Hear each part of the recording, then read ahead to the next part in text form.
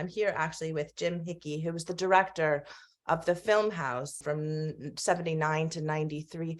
Jim, thank you so much for letting us do this interview with you and talking a little bit about the history of the Filmhouse. I really appreciate you being here. No, pleasure to be here. So I read a little bit about your history, and actually it got me into learning a little bit more about the film festival. Now, can you kind of give us an overview? The festival is 75 years old. It's said to be the continuously running oldest film festival in the world, but the Filmhouse is 40 years old, or 40 plus now. I went to hear you speak at the Filmhouse a few years ago on the 40th anniversary. How did that all come about, the film festival and the Filmhouse, and how are they connected?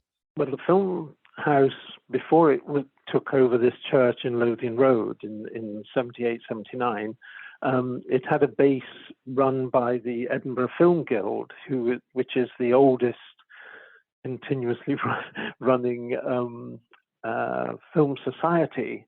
They owned the building in the West End of Edinburgh, in Randolph Crescent, which the film festival used, and they founded the film festival in 1947.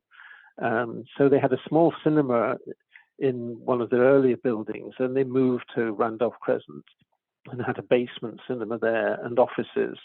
And so they were able to operate as this film society, but they started the film festival in 47.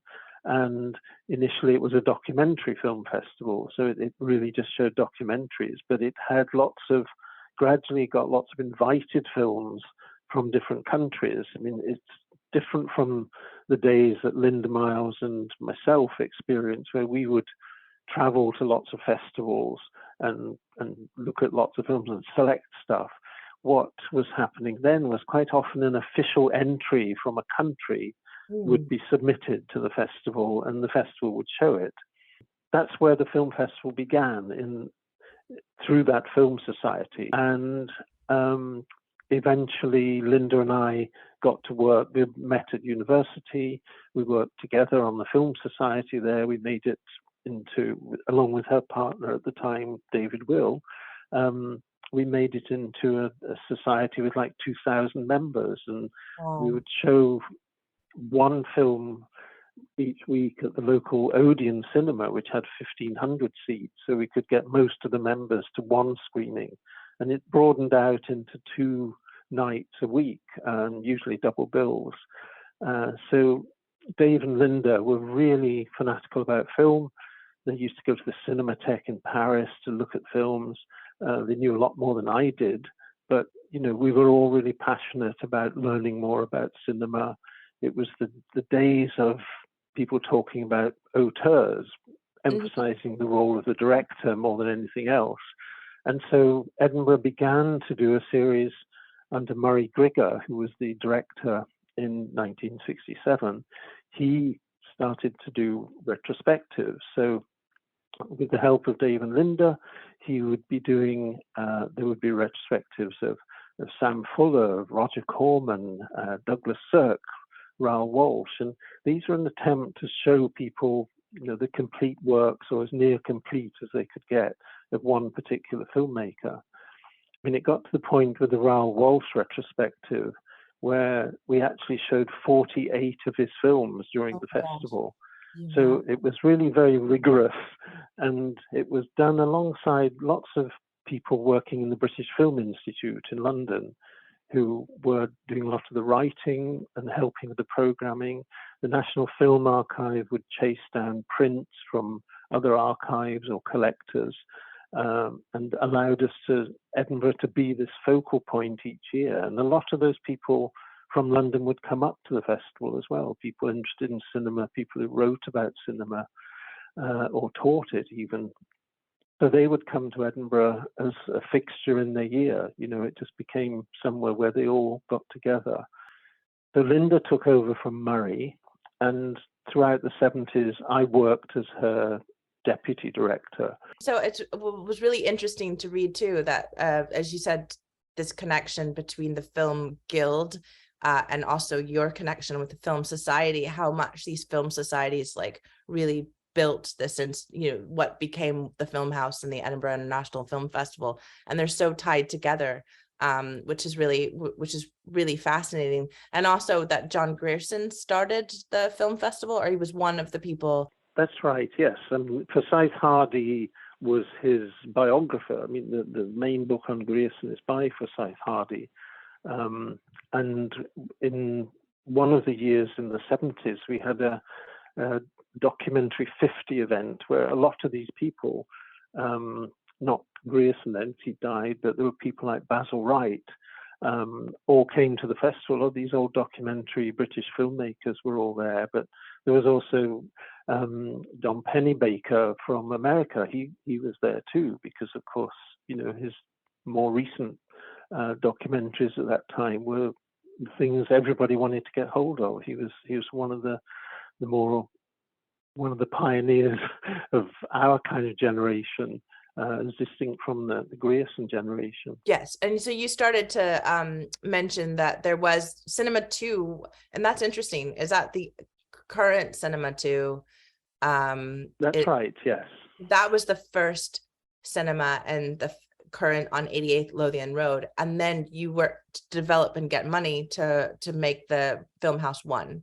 Yep, and that finally opened in 82. So it took 3 years of work and fundraising to complete Cinema 1, and the foyer, obviously in the box office area, and to open the front doors, because when we only had Cinema 2, people had to go through the back lane to the rear entrance of the building.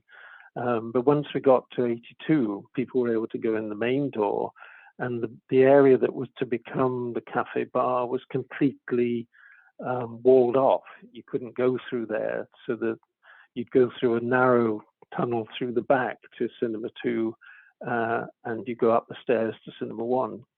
So that functioned for the following 3 years till the cafe bar opened, and then the whole building was open by that time. And how did the cafe bar kind of bring a different energy to did it bring more people in, or was it helpful in terms of keeping the Filmhouse alive in terms of finances, or I'm just always very curious on how all these things work together. Yeah, well, it became the thing that all of the film theatres similar to Filmhouse, everybody began to realize that you needed more than just a box office and a cinema. You actually needed to have a place where people could meet and people could sit and enjoy being together and spending time in the building and spending money, obviously. So it became crucial for most cinemas of this kind of generation. And so the bar and cafe were essential actually for income, to boost what takings we were getting at the box office, because you really did need that extra money. And it made the place something that people wanted to come to more often. It was somewhere where they'd arranged to meet. And it was also lucky that in Lothian Road, we were in an area where there was the Usher Hall, where there were lots of concerts and events going on. There was the Traverse Theatre and the Lyceum Theatre. So there was a whole cultural quarter in that small area of Edinburgh, which became very important, that audiences that would go to the Usher Hall or to the Traverse Theatre would come to Filmhouse to have a meal beforehand, or go to Filmhouse for a drink after they'd been to the theatre. Yeah. So you had enough people interested in other things coming to Filmhouse, and probably learning that it was a safe place to be. I mean, women could come. This sounds ridiculous, but women were happy to come to the bar and cafe there alone, whereas normally on Lothian Road you might not be, because there's a lot of pubs on Lothian Road. The weekends and Friday nights were always quite noisy. Often there was a period where we put a guard on the front door on Friday for the late night film that we would show, to stop people just wandering in who were drunk and so on. All those problems that you have when you've got a public building, you've got to deal with it and make sure people feel secure. And we learned quite quickly that women felt very secure coming there. They would meet in the mornings for coffees and things, before screenings, starting at 2 o'clock. The place was quite busy at lunchtime. So we began to realize that, the loyal audience that a cinema like this needs was beginning to develop. And we were, once we had the front doors open and it was visibly a cinema and you could walk in, there was no membership, there was no club involved. So you didn't have to sign up to anything.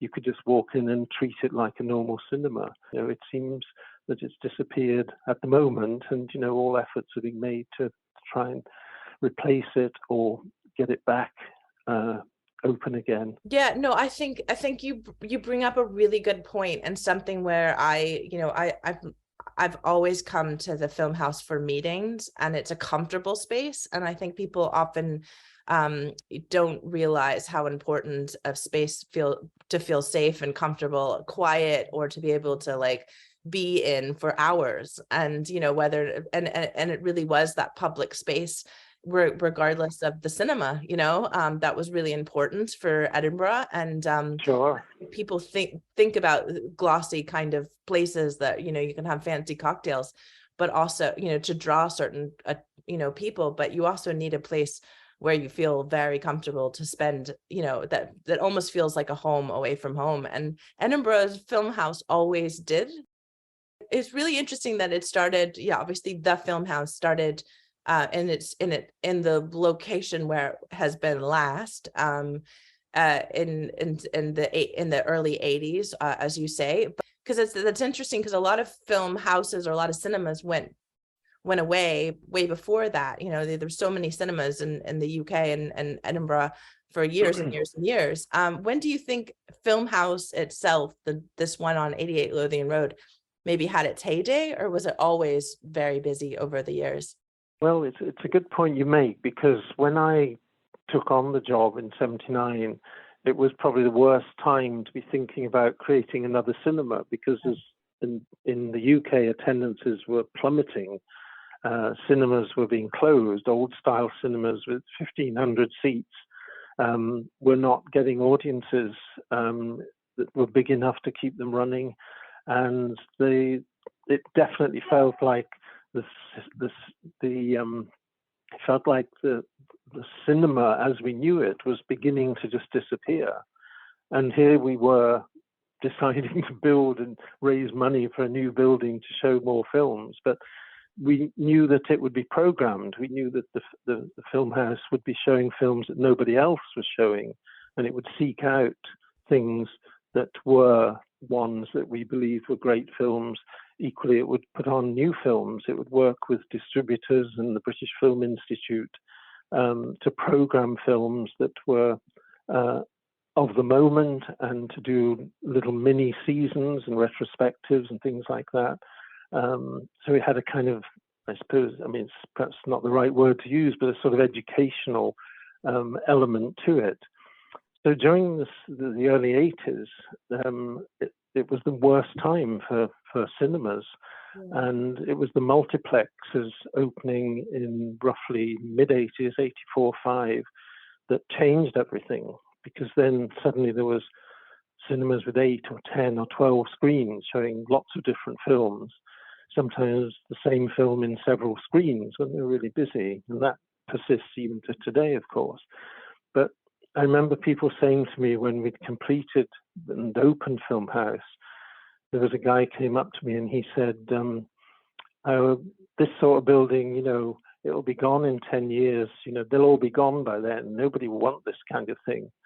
And we couldn't believe anyone would think that, because we assumed that always there would be an audience for cinema. We couldn't conceive of a day when we would have to close, because the catalogue of film history that we were drawing from was vast. And, even if we never showed a new film, we would have so many great films that we could be showing and programming in interesting and different ways that would keep the cinema alive and keep people coming. So there's a lot of flexibility about how we programmed and worked with distributors and worked with archives and so on.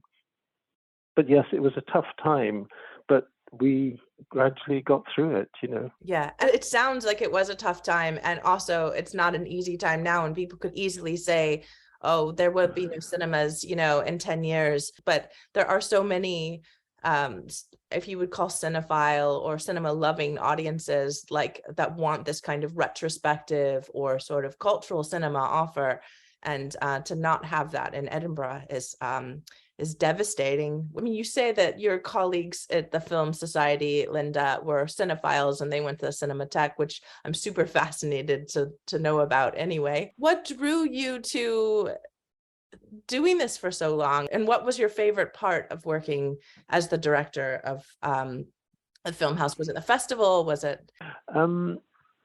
I kind of liked all of it. I mean, it seems a bit obvious, but I liked all the elements of it, because going to festivals, we didn't have a lot of money, but we would go, and I followed Linda in this, that the main ones we would go to each year were Rotterdam and Berlin at the beginning of the year. They'd be around about February every year, and Cannes in May, because by the time we got to Cannes, we would be looking at films that would be opening in the UK in the autumn.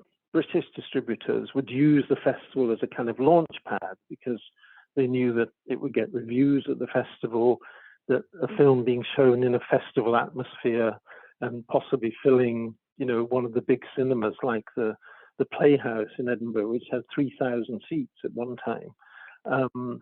We would be filling that with one or two performances every festival, but equally all the films were taken, all of the films were given as much prominence as we could give them, especially helping to get the directors there, so the directors would spend time with audiences. The things that are just taken for granted almost today, that's what you do.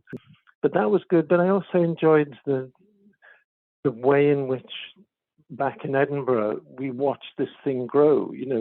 We were watching it year by year, getting better and better. And I think by the late 80s, we were getting something like 3,000 people a week coming to the two cinemas that were open then. And so it was really an exciting time. We felt we'd made it. Once we got past 86, 87, we really felt Filmhouse had come into its own, and we couldn't conceive of it ever disappearing. I really loved your discussion about, this world international film community that you met at Berlinale. Is one of my favorite film festivals I've had the opportunity to go to. But Edinburgh became something that, as you were saying in a previous question, really became super well known for as the preeminent UK film festival. And it also has a different feel to it. I mean, maybe it's slightly, for me, it feels slightly more intimate because it's very much connected to the Filmhouse. How do you think you, as part of, and Linda and the other people that you worked with during that time, sort of crafted a festival that was unique, but it was also sort of on the international kind of landscape as one of the top film festivals in the world?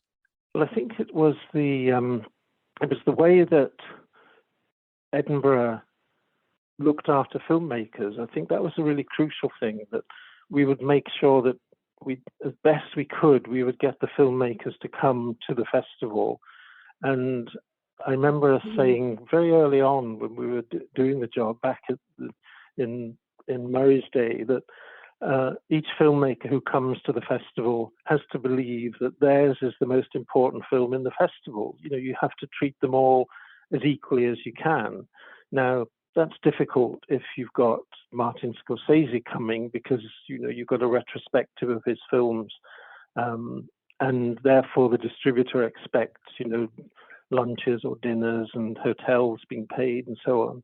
And a lot of it was a balancing act between trying to cover as many of the filmmakers as we could, but also being glad of any distributors that would pay for their filmmaker to come because they were on a circuit where they're heading off to the German launch and the French launch of their film or whatever it is.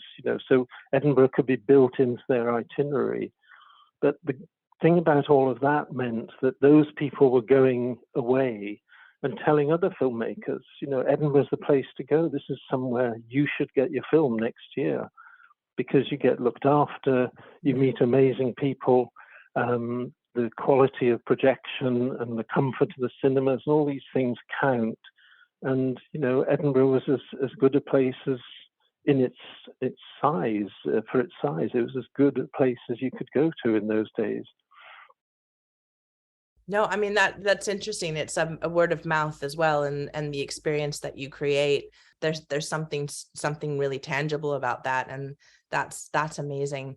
How over the years, you've been, you were part of it till 93. You said. That's right. Yes.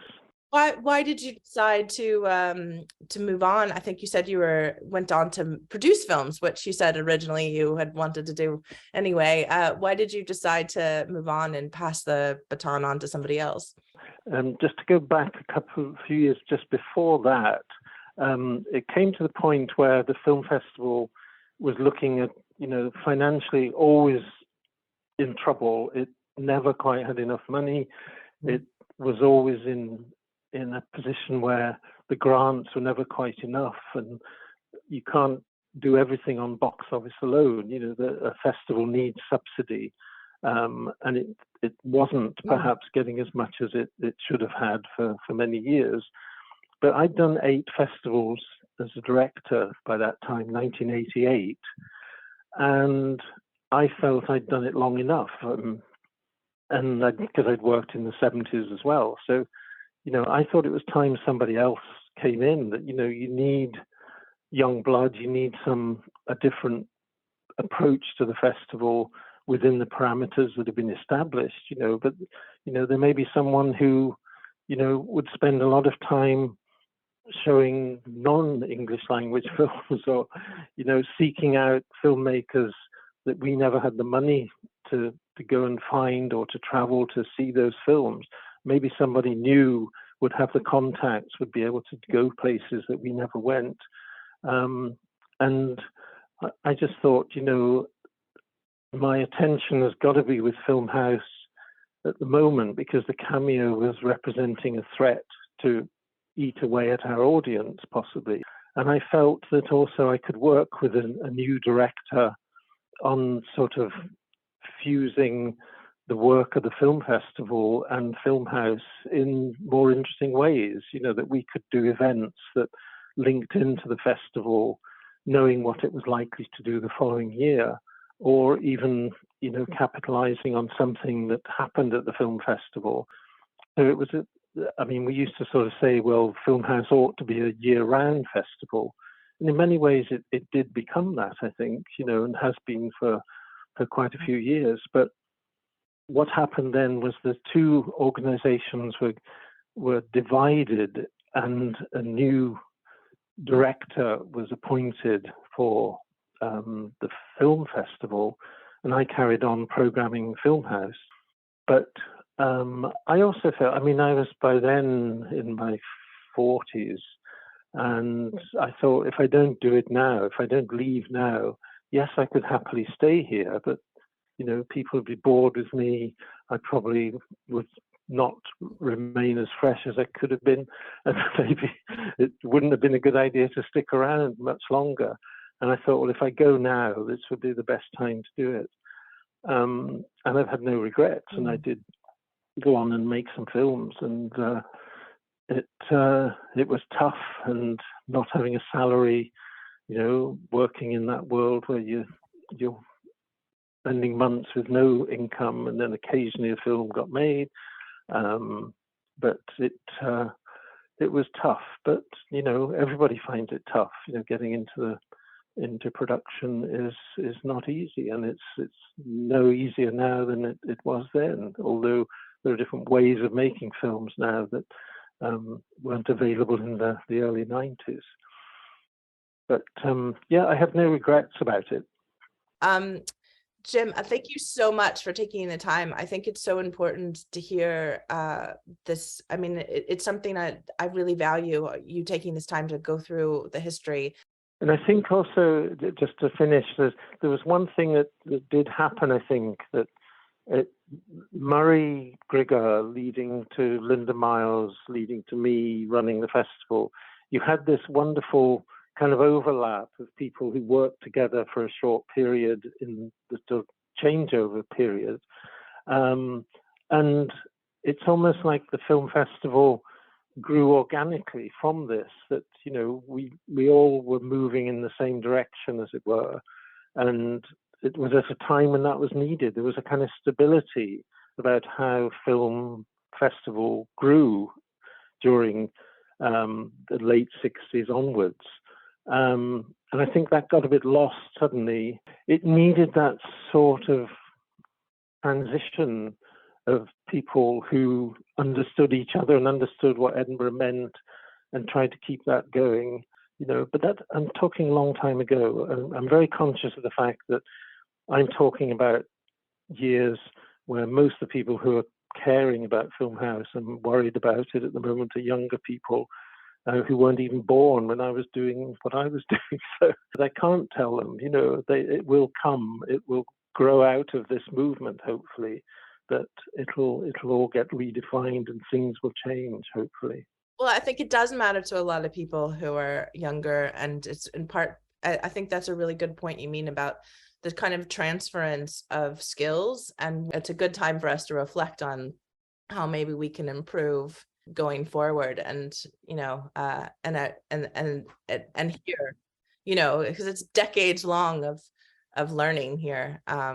And so I would talk to you for many more hours, and I really appreciate it. Well, But I know well, anytime. Yeah, I really do appreciate it. So thank you for taking the time to talk. And so I really thank you again for doing this. Hey, thank you. I enjoyed it.